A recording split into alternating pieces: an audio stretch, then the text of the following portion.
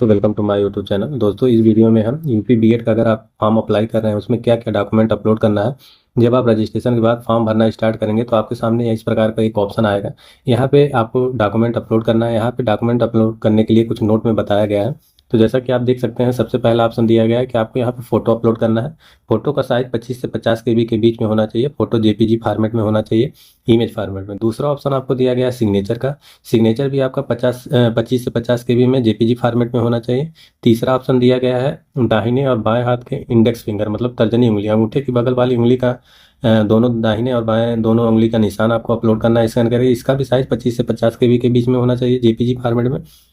इसके बाद ऑप्शन दिया गया है आपको जो सर्टिफिकेट आप अपलोड करेंगे वो क्लियर विजुअल होना चाहिए, साफ दिखाई देना चाहिए। उसके बाद नेक्स्ट ऑप्शन में आपको बताया गया है कि जो सर्टिफिकेट पे आपका डिटेल है वो जो आप रजिस्ट्रेशन फॉर्म भरते समय डिटेल डाल रहे हैं वो मैच करना चाहिए। उसके बाद नेक्स्ट ऑप्शन में बताया गया है कि ओबीसी एससी एसटी पीडब्ल्यूडी यानी दिव्यांग निवास प्रमाण पत्र अगर अप्लीकेबल है आप तो आपको अपलोड करना है। उसके बाद नेक्स्ट ऑप्शन में दिया गया है कि जिन कैंडिडेट ने फॉर्म भरने के लिए अप्लाई किया, अगर उनको फॉर्म भरते समय उनके पास इनकम सर्टिफिकेट नहीं है तो अगर उन्होंने इनकम सर्टिफिकेट के लिए अप्लाई किया है तो उसकी रिसिप्ट भी आप यहाँ पे डाल सकते हैं। जब आपका सर्टिफिकेट इशू हो जाएगा तो काउंसलिंग के समय आप उसी सर्टिफिकेट जो आपका इशू होगा उसका सर्टिफिकेट आप वहाँ पे दिखा सकते हैं। उसके बाद नेक्स्ट ऑप्शन में दिया गया है जो भी कैंडिडेट ईडब्ल्यूएस कोटा में अप्लाई करेंगे, जनरल कैटेगरी के जो भी कैंडिडेट हैं, अगर वो ईडब्ल्यूएस कोटा लगाते हैं तो यूपी स्टेट गवर्नमेंट का इशू सर्टिफिकेट उनके पास होना चाहिए। इतना इतना डिटेल तो आपको डॉक्यूमेंट अपलोड करने के लिए नोट में बता दिया गया। अब आप जिस कैटेगरी के हैं कैटेगरी वाइज अलग अलग प्रकार के डॉक्यूमेंट भी अपलोड होना है। तो मान लीजिए आप किसी कैटेगरी से बिलोंग, मैं हर कैटेगरी के बारे में बता दे रहा हूँ इस वीडियो में कि किस कैटेगरी में क्या क्या डॉक्यूमेंट अपलोड करना है। अगर आप ओबीसी कैटेगरी के हैं, जैसे ही आप फॉर्म में ओबीसी कैटेगरी सेलेक्ट करेंगे आपके सामने इस प्रकार का एक ऑप्शन आएगा। यहाँ पे पूछा गया है क्या आप नॉन क्रीमी से संबंधित रखते हैं। आपको यहाँ पे यस करना है, क्योंकि जो क्रीमिलेयर कैंडिडेट में अगर आप इसको नो करेंगे तो आपको किसी प्रकार का आरक्षण का लाभ नहीं मिलेगा। तो जैसे ही आप नॉन क्रीमिलेयर को यस करेंगे, यहाँ पे आपको सर्टिफिकेट नंबर डालना है, आपका जाति प्रमाण पत्र का नंबर डालना है। उसके बाद जाति प्रमाण पत्र का सर्टिफिकेट डाल देना है। उसके बाद आपके सामने इस प्रकार का डॉक्यूमेंट आपको अपलोड करने का लिस्ट आ जाएगा। यहाँ जैसे कि आप यहाँ पे अपना फोटो अपलोड करेंगे 25 से 50 केबी का, जैसा नोट में बताया गया है।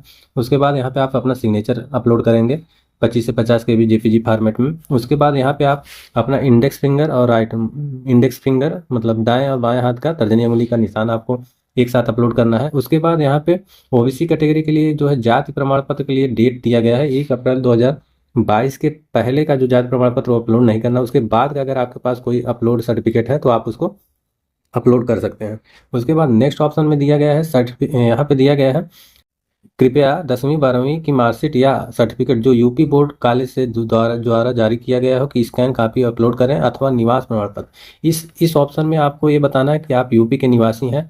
अगर आपके पास निवास प्रमाण पत्र है तो आप निवास प्रमाण पत्र अपलोड करिए, नहीं तो अगर आपके पास निवास प्रमाण पत्र नहीं है तो जो क्वालिफिकेशन, जैसे आप 10वीं 12वीं और यूजी अगर आप यूपी के किसी कॉलेज से किए हैं तो आपको 10वीं 12वीं या ग्रेजुएशन का सर्टिफिकेट अपलोड कर देना है।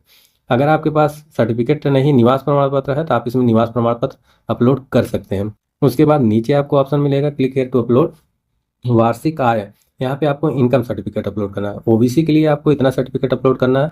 इस वाले ऑप्शन जो बीच वाले ऑप्शन में मैं घेरा कर रहा हूँ, इसमें क्या है, या तो आप अपना 10वीं 12वीं ग्रेजुएशन का सर्टिफिकेट अपलोड करिए या तो निवास प्रमाण पत्र अपलोड कर सकते हैं। अब अगर आप जनरल कैटेगरी से बिलोंग करते हैं, जैसे ही आप जनरल कैटेगरी यहाँ सेलेक्ट करेंगे आपके सामने इस प्रकार का एक ऑप्शन आ जाएगा। यहाँ पे ऑप्शन में आपको पूछा गया है क्या आप आर्थिक रूप से कमजोर है। अगर आप यस करेंगे तो आपको यहाँ पे नीचे ईडब्ल्यूएस का सर्टिफिकेट लगाना पड़ेगा। आप अगर नहीं करेंगे तो आपको ईडब्ल्यूएस सर्टिफिकेट नहीं लगाना है।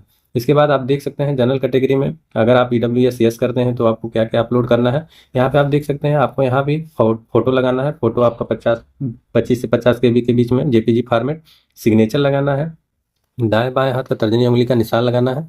यहाँ पे वही ऑप्शन दिया गया है। अगर आपके पास निवास प्रमाण पत्र है तो आप निवास प्रमाण पत्र यहाँ डाल दीजिए। अगर निवास प्रमाण पत्र नहीं तो आप 10वीं 12वीं और ग्रेजुएशन का सर्टिफिकेट एक पीडीएफ फाइल बना के यहाँ पे अपलोड कर सकते हैं। उसके बाद इसके नीचे आपको दिया गया है कृपया ईडब्ल्यूएस प्रमाण पत्र। आपको जो यूपी सरकार द्वारा ईडब्ल्यूएस सर्टिफिकेट आपने जो बनाया है यहाँ पे आपको डालना है। इसके साथ साथ आपको एक सेल्फ डिक्लेरेशन फॉर्म भी अपलोड करना है। यहाँ पे आप जैसे ही नीचे वाले ऑप्शन पे क्लिक हेयर करेंगे आपको एक फॉर्मेट मिल जाएगा। उस फॉर्मेट में आपको अपने से उसमें अपना नाम वगैरह भर के आपको यहाँ पे सेल्फ डिक्लेरेशन स्व प्रमाणित घोषणा पत्र आपको अपलोड करना है। जनरल कैटेगरी में आपको इतना डॉक्यूमेंट अपलोड करना है। अब अगर आप एससी कैटेगरी से बिलोंग करते हैं तो यहाँ पे सिंपली आपको अपना कास्ट सर्टिफिकेट फिल कर देना है। यहाँ पे आपको फोटो डालना है, सिग्नेचर डालना है, दाएं और बाएं हाथ का तर्जनी उंगली का निशान डालना है। उसके बाद यहाँ पे आपको कास्ट सर्टिफिकेट डालना है। कास्ट सर्टिफिकेट इसमें भी डेट मेंशन किया गया है, 1 अप्रैल 2022 के पहले का नहीं लगेगा, उसके बाद का लगेगा। उसके बाद यहाँ पे आपको निवास प्रमाण पत्र या आपको हाई स्कूल इंटर ग्रेजुएशन का सर्टिफिकेट यहाँ पे डाल देना है। एससी कैटेगरी में इतना ही सर्टिफिकेट डालना है। उसके बाद जब आप क्वालिफिकेशन वाले पेज पे आ जाएंगे, यहाँ पे आपको हाई स्कूल का डिटेल मिलेगा, तो आपको यहाँ पे हाई स्कूल का मार्कशीट और सर्टिफिकेट अपलोड कर देना है। इसी प्रकार आप यहाँ पे इंटर वाले कॉलम में आएंगे तो यहाँ पे आपको इंटर का मार्कशीट सर्टिफिकेट अपलोड कर देना है। ये सब कैटेगरी के लिए अनिवार्य है, इसमें कैटेगरी से कोई मतलब नहीं, क्योंकि ये क्वालिफिकेशन का डिटेल है। यहाँ पे आपको ग्रेजुएशन का मार्कशीट और सर्टिफिकेट अपलोड कर देना है।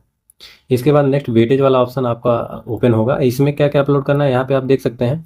यहाँ पे अगर आप जो क्या आपने राष्ट्रीय स्तर अंतर्राष्ट्रीय स्तर खेल प्रतियोगिता में भाग लिया है, अगर आपकी कोई स्टेट लेवल या नेशनल लेवल का खेल में भाग लिए हैं और आपने उसमें पोजीशन हासिल किया है, तो आपको यहाँ पे वेटेज मिलेगा और उसका सर्टिफिकेट भी आपको यहाँ पे अपलोड करना पड़ेगा। इसके बाद नेक्स्ट आप नीचे आएंगे, यहाँ पे नीचे आएंगे तो यहाँ पे आपको ऑप्शन मिलेगा नेशनल कैडेट कोर। आपको आपके पास अगर एनसीसी का सर्टिफिकेट है तो जैसे ही आप यहाँ यस करेंगे तो आपको यहाँ पे एनसीसी का ऑप्शन मिलेगा, उसमें बी सर्टिफिकेट, सी सर्टिफिकेट, इस प्रकार का ऑप्शन मिलेगा। आपके पास अगर एनसीसी का सर्टिफिकेट है तो आप उसको ऑप्शन सेलेक्ट करके उसको अपलोड करना है। इसके नीचे आपको एनएसएस का मिल जाएगा, नेशनल एनएसएस का मिल जाएगा, एनएसएस और एनसीसी दोनों का ऑप्शन यहाँ पे मिल जाएगा और दोनों में से जो भी आपके पास है यहाँ पे आप डाल सकते हैं। उसके बाद स्वतंत्रता सेनानी का लाभ अगर लेना चाहते हैं तो यस करना है या नो करना। अगर इनसे रिलेटेड आपके पास कोई भी सर्टिफिकेट है, आपको यस करना है। यस करने के बाद आपको ऑप्शन सेलेक्ट करके उसमें अपलोड करना है।